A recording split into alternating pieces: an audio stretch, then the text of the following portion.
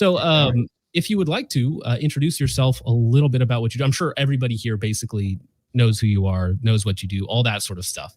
But yeah, why don't you just introduce yourself for the people that maybe don't? Well, for the people who don't know who I am Print Shoot Repeat, PSR for short. I started a YouTube channel a little over 3 years ago, making 3D printed guns and talking about them on YouTube and just having fun making music. And that's what I do on YouTube. And so far, it's been going pretty well. Been enjoying it. Haven't gotten to the point where I hate it yet, but maybe after looking at the chat, maybe they'll force me to end my career right now. They're going to force you into an early retirement, sir. Yeah. But yeah, So that's who I am. Yeah, I mean, I've over the last couple of days, I told you this. I've looked at like probably not 100, but probably like 30 to 40 of your videos, like just going back through some of the most popular ones, and then just like your latest ones and a bunch of other things. It's high quality content. We'll get into like styles and things later on, I'm sure, but you do a little bit of everything. So the content, number one, looks really good. It sounds good. The music is like, you're also a musician as well. You're into guns, 3D printing, as we might talk about a little bit later on, bikes and cars. You kind of hit everything in like the normal artist space, right? So where did you get, which one of those things did you start in, and how did that lead into us?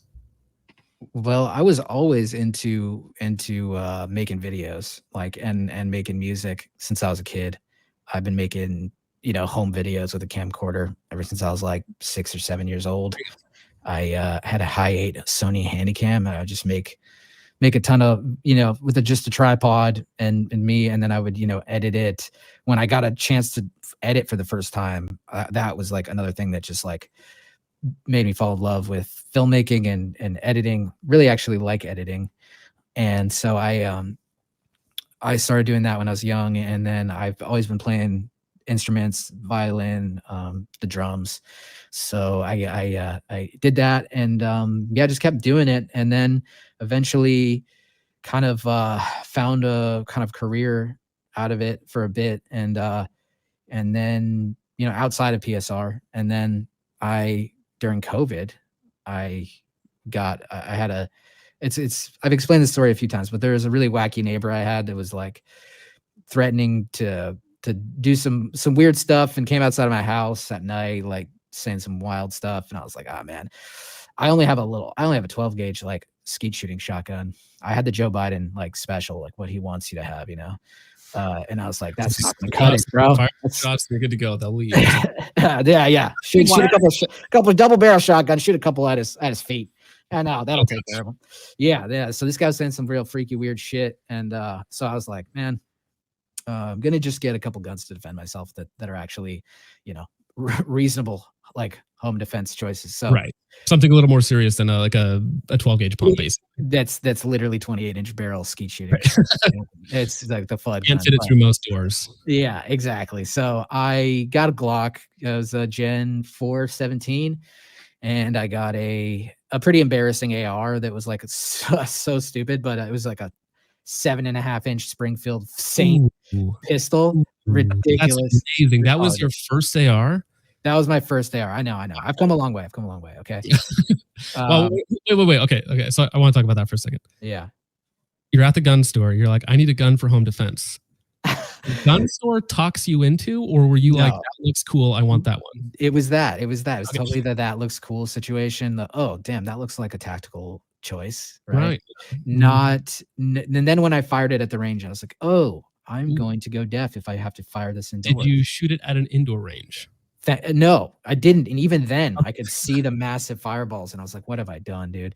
I actually still have the lower for that. Did not keep the upper after right. Yeah, get rid of that. Yeah. So that no, the gun store didn't. I was like, oh, I know what I want. I want that one, and yeah, and I didn't. So I didn't grow up with a family that was supportive of guns. They're very much anti-gun. So okay, so they were directly anti-gun, not just ambivalent, but actually anti-gun. Absolutely anti-gun. Still are anti-gun. I get into deep. My mom, bless her soul, like she's just gotten to the point where actually she's kind of coming around, and actually she expressed that she wanted to go shooting with me, which was like a big milestone. So I took her shooting for the first time, but very much from a family that was super, super anti-gun.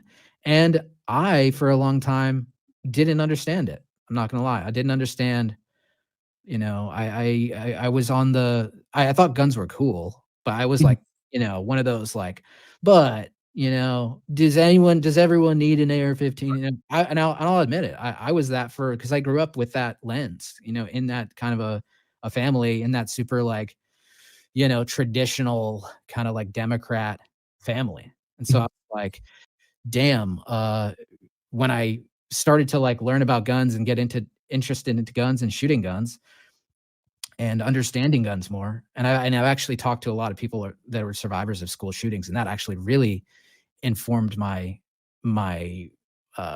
view on because a lot of them were staunch gun supporters of the Second Amendment that had been involved that had been victims of school shootings, and so that Interesting. really opened my eyes actually.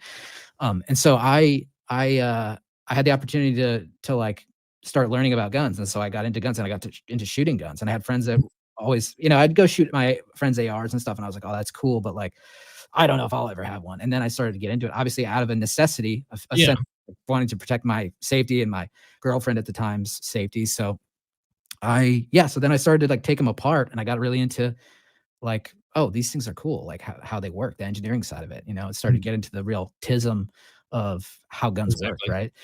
Well, Like we that's how all a lot do. of things get into it. It's fun to begin with, or like in your case, like a legit need, which is that's really interesting because a lot of us, like at least for me, I grew up in a semi-military family. Like my dad was in the military. I have a couple brothers in the military, that sort of thing. So I was always like tangentially like around guns somewhat. So for me, it was a pretty normal thing. And then when I got old enough, I started buying my own guns and then got more serious. But for you, it's like almost the complete opposite of that, right? Actual necessity.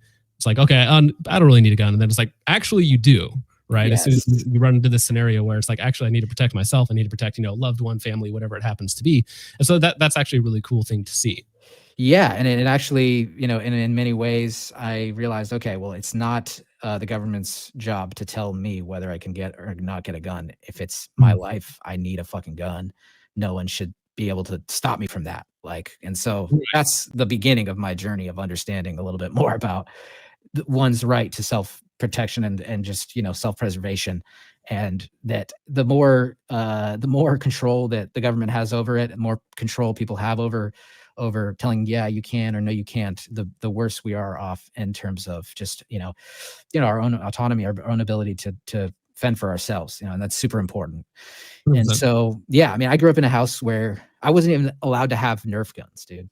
Like, legit, like, Really? yeah, not even Nerf guns, like, maybe a squirt gun, but if it had to be orange, like, It had no, to look like a toy. It it couldn't be had to like look like a a toy, square. like, even the Nerf guns, it was like, no violent video games, Oh, okay, so that too. So it was like the whole thing. So like no oh, the guns, whole no thing violence. Interesting. Okay. definitely backfired for sure, Right. but Well, but that does happen a lot. You grow up in a really restrictive household, and then you're curious about these other things.